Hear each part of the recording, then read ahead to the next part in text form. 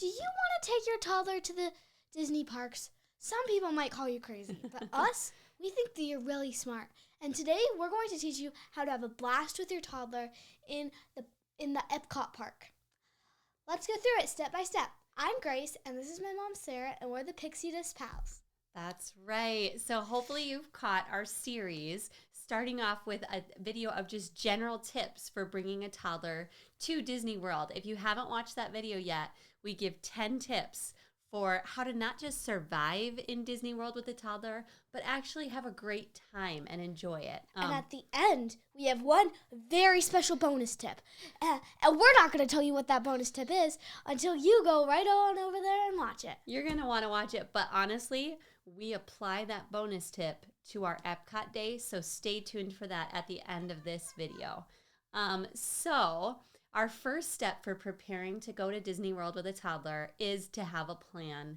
Disney World is not one of those vacations where you can just show up and go with the flow.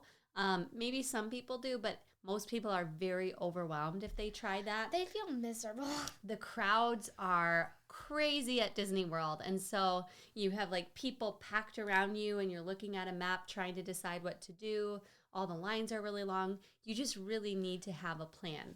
So step one is to know what rides can a toddler even go on at Epcot, and we've got you covered there. So Epcot rides for toddlers are... one of the first rides that comes to mind when you think about what would toddlers like at Epcot is Frozen Ever After. This is one of the coolest rides I've ever been on. So and fun. Yes, we do miss the classic One Norway ride that it used to be, but hey, toddlers would sleep through that, so. That's so true. It is such a fun ride. There's no height requirement. I got to ride it when I was pregnant with a toddler on my lap. So it's super fun. It is a little bit scary at points, and you go backwards. You do get a little bit wet. Being chased by marshmallow. So just prepare your toddler. Maybe watch a point of view video so they can see what to expect. Then next, we have Grand Fiesta Tour starring the three Caballeros. Tell us about that. I'm not sure what the other Caballeros names are or whatever, but I know Donald Duck is one of them. One of them's definitely Donald. It's a mad chase through Mexico because the other Caballeros or whatever are trying to get Donald before the time runs out because they need to get him to a big concert that they have. Meanwhile, Donald Duck is busy enjoying the sights and sounds of Mexico. Yes, and it's a boat ride, so it's a great chance to get out of the sun and relax and cool off. There's never a long line for that ride. Well, maybe one time there was like a 20-minute wait, which seems long. But that was like during Christmas. There were like 8-hour waits during Christmas. So. Yeah, usually it's like a 5-minute wait. So next we have Remy's Ratatouille Adventure. This is one of the newest rides in Epcot, and it's super fun. If you've ever watched the movie Ratatouille, you'll relate to this. You get shrunk down to the sizes of a mouse, and you put on 3D glasses and board the, mouse ship or whatever. Then you're running through the gas stove restaurant kitchen. You do get a little bit wet, but not very wet. Yeah, it's a really cool ride. You wear 3D glasses, so hopefully your toddler can keep those on because it really enhances the experience. And you feel like a mouse scurrying through a giant kitchen, so it's super fun. Next up, we have Journey into Imagination with Figment, which is a ride that is just like perfect for toddlers and all about imagination. And we also have The Seas with Nemo and Friends. The Seas is honestly a pretty cool ride. You board these clam mobiles, and it's similar to that one Little Mermaid ride in Magic Kingdom. You go through, and Nemo has gotten himself lost again, and you get to take a trip through the ocean. Yeah. Spaceship Earth is a ride that's a little bit longer, so that might be a struggle if your toddler has little attention span left. Living with the Land is a boat ride right by Garden Grill, and they talk a lot about food and show you how different food is grown. It actually goes through Garden Grill. So if you get the right seats, you can see the boats going through and yell at people. Which is really cool. Yeah, so that's a fun one. And then the last two we have on there. These two, you might need a pretty tall toddler to go on. Our toddler could not go on these two, I don't think, so we had to do rider swap. Mom, tell us about rider swap. Rider swap is where you can check in with a cast member at the entrance to a ride, and one adult can take older kids on a ride while kind of giving the other adults a future lightning lane to go back with your older kids again to that ride. So that kind of one adult rides the ride with the older kids, the other adult goes and hangs with the toddler at one of the Epcot experiences, and then they can swap later and not have to wait in the line that second time. And it's pretty cool for the older kids because they get to hit that ride 2 times in a row with each parent, so that's fun. You're so right. And then Soarin' and Test Track are pretty close to each other. Test Track is you get to test a car. Soarin', you get to take a tour of the world.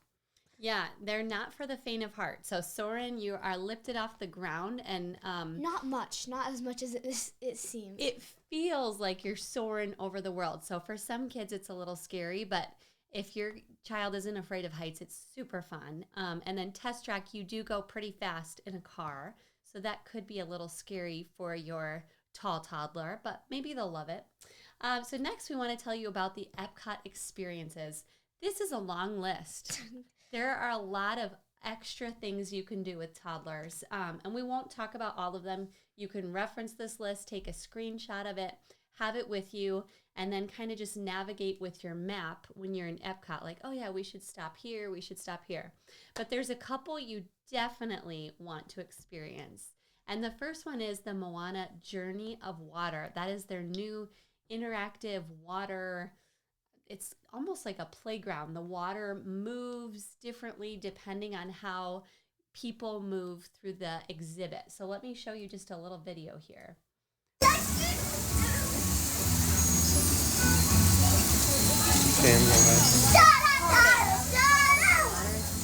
depending on how fast people walk. You get wet in this if you want. Oh, God. What's another on this list you would want to hit, Grace? Probably Club Cool. Now, what makes Club Cool so, cool is that you get to sample different drinks from around the world for free. And they don't mind if you, put your water bottle up and just, fill it up with, I don't know, cherry Coca-Cola. They've got that there. They don't, there's nobody, supervising how much you can get. So you could, literally fill up with, 3 gallons of it. My kids got pretty excited about that, if you can't tell. Yeah, so that's a great place to stop. Bruce's Shark World and Sea Base are both at the end of the Finding Nemo ride, and that's just awesome. It's like you're touring an aquarium. There's fish to look at and dolphins, and you learn a lot about the different sea creatures, and that's a fun place to stop, especially if you're doing rider swap and your big kids are off with dad and you need on Guardians of the Galaxy screaming their heads off, and you need to kill time with your toddler. I would go to a place like the Sea Base and Bruce's Shark World. The other one that really stood out to me was Beauty and the Beast sing-along. Okay. They've got, it's the Beauty and the Beast story, colorfully redone with, they've got music, and the characters are big so that they can see them in the audience. That's so cool. Yeah, and if it's hot, you might want to stop by the Liquid Layer splash pad. There's the Green Landing Family Play Zone is like a traditional playground that you can head to. Also, kids can tour the world with you. If you want to try some of the foods at the different countries around the world, kids can enjoy that as well. So now moving on, we want to tell you our perfect itinerary with a toddler in Epcot. And this is a little less straightforward than some of our other videos. Instead of saying, here's the exact order you should go in, we just have a general framework, if you will. So what we would do is we would definitely get Genie Plus for a day in Epcot, because look at that list of rides that you can book with it. It's several rides, and several of them could be up to like a 2-hour, 3-hour wait without Genie Plus. So I know you don't want a toddler tantruming because they can't get on Frozen, or tantruming because they're in. Yeah, that's a verb, Grace. Because they're in a 2-hour line waiting to see Remy's Ratatouille Adventure. So we would do Genie Plus, and then if you have early entry because you're staying on site at a Disney resort, we would arrive early and rope drop Frozen or Remy's. So when we say rope drop, we mean don't use your Genie Plus for this one. This one, you're getting there early, you're getting there, beating the crowds, hopefully ending up with like a 20-minute line for either Frozen at the main entrance, you would want to walk through to that one, or Remy's if you're coming from the other entrance over by France, you would want to head straight to Remy's. Epcot is a lot of walking, so just be prepared for that. That's a good day to pack your stroller and have busy bags for your toddler in the stroller. So after you rope drop either Frozen or Remy's, we would book using Genie Plus any of the rides you're able to for the rest of the morning and also for later in the evening. And then you'll just kind of alternate, hey, we have a Genie Plus at this time, let's go do that, with some of those Epcot experiences we told you about, like the playgrounds, Moana Journey of Water. So you can pack a full morning of that, and then you can head to a character lunch. We have 2 that we recommend. Grace got to go to Akershus in February this year. Tell us about that, Grace. Akershus is so cool. We actually asked one of the princesses to do something for our, I think it was Ariel. We made a video of Ariel for the toddler that we had left behind. So she would have loved being there, though. Yeah, so what characters are at Akershus usually? I know there's Snow White. These are the Snow White, Jasmine, Tiana, Mulan, Aurora. Yeah, they alternate Rapunzel, between, Cinderella. I think you get 4 for sure at your lunch. So here's a little video, I'll move this over, of our 5-year-old meeting Snow White. Aww. They're very interactive. Each princess stops by the table. It's super fun. And the food was good. Did you like the food? Yeah, it was honestly really good food. We went there at 11:40, and we still gotta do, which was like around lunchtime for us, and we could still order breakfast, which was cheaper than lunch. Which is cheaper, yep, so that was good. It probably tastes better. There were waffles and eggs and pastries and lots of things that are toddler friendly. So we recommend heading there for a character lunch, or you could do Garden Grill, which we've done before too. You can meet Chippendale and Mickey and Donald, and was Goofy there?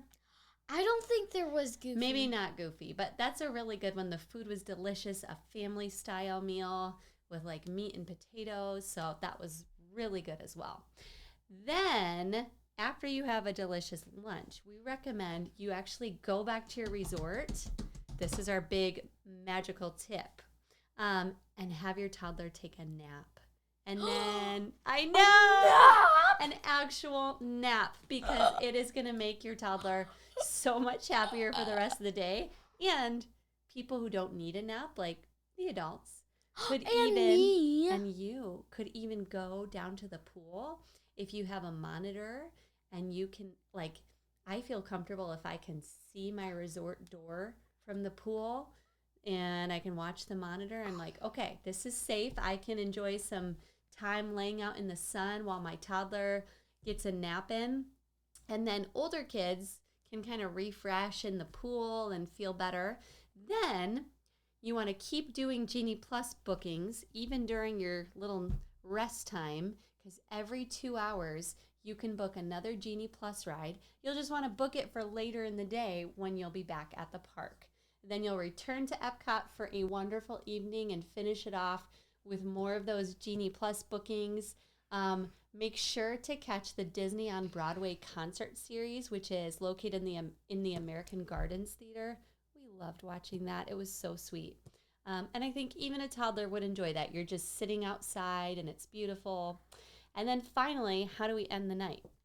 We end the night by watching the fireworks and light show called Luminous, which still goes on even in the rain. We were standing out there in ponchos. You can watch the fireworks and the light show called Luminous over the World Showcase Lagoon. Yeah, that's a lot of fun. If your toddler is afraid of fireworks or loud noises, you might want to, head out a little early, beat the crowds. But if they would enjoy it, it's a really cool show. So that's a great way to end your perfect day at Epcot with a toddler. So we hope you enjoyed this. If you have any questions specifically about traveling with toddlers in Disney World, will you leave a comment? And don't forget to sprinkle a little pixie dust on us by liking and subscribing to our channel. If you subscribe, you'll also get notified when we have our future park series. So when we talk about what are the other parks? Hollywood Studios and Magic Kingdom with toddlers. And Animal Kingdom too. Yeah, that one should be dropping soon. So go ahead and click that subscribe button. We hope you have a magical day. Bye!